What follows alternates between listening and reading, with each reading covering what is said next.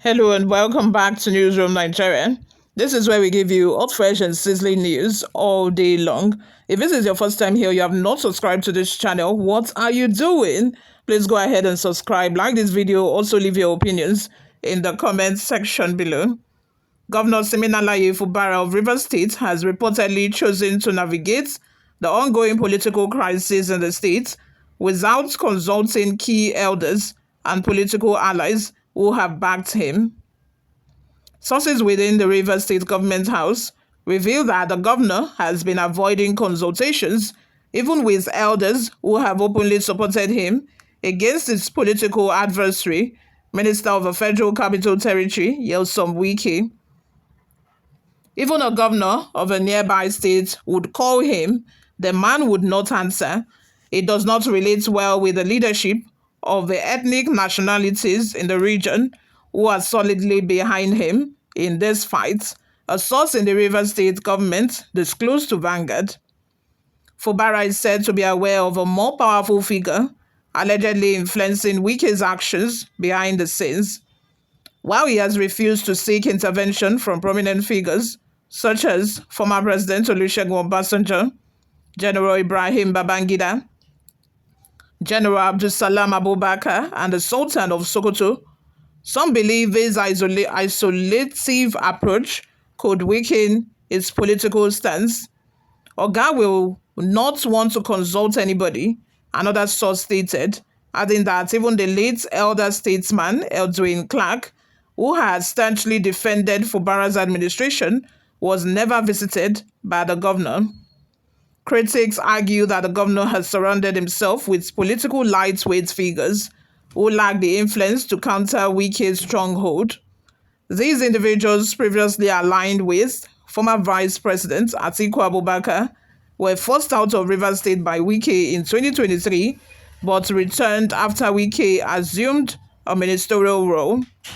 Fubara, though described as generous, has been criticized for not leveraging financial incentives to strengthen his political hold.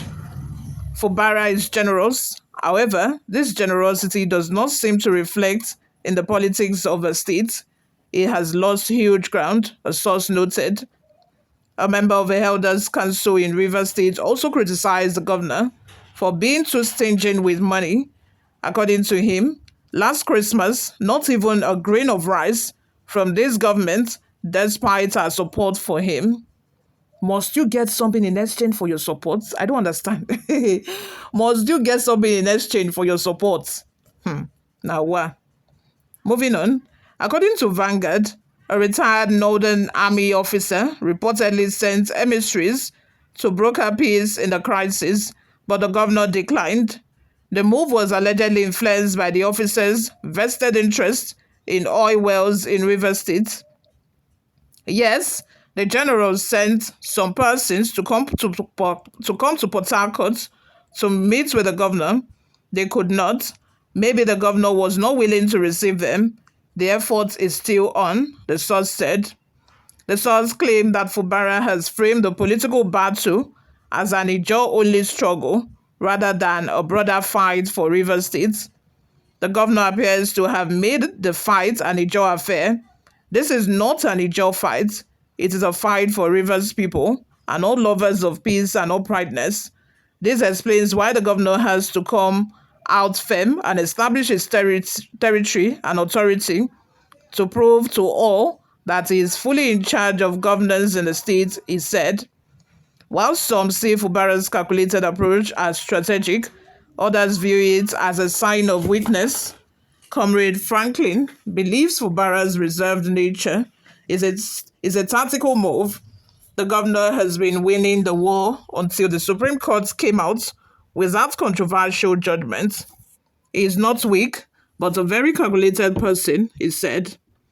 However, Comrade Gregory Akpan disagreed, arguing that Fubara's failure to aggressively challenge the 5 consolidated cases against him at the Supreme Court contributed to his setbacks.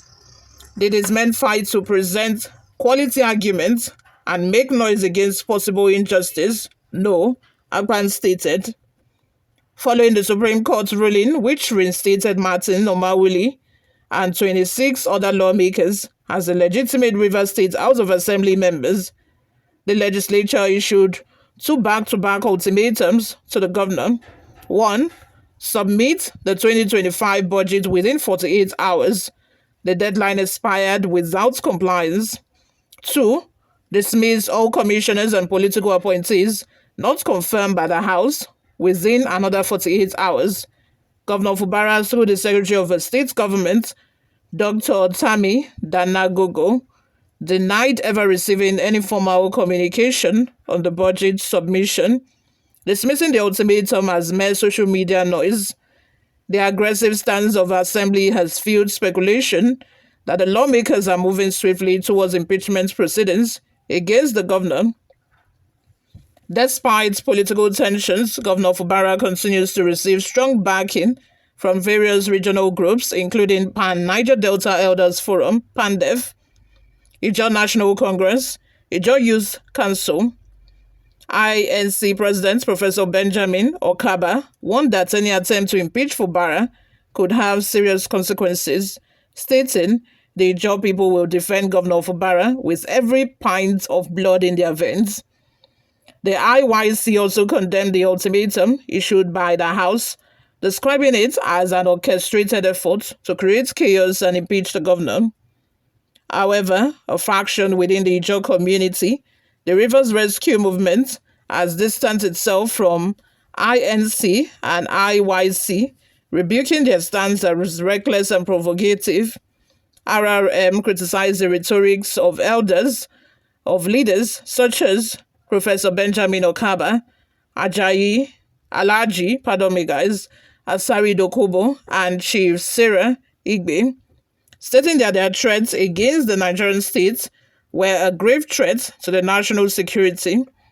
No individual organization has the monopoly of violence, so we are calling on Nigerian security agencies to arrest these individuals or any other group that threatens national peace, RRM stated.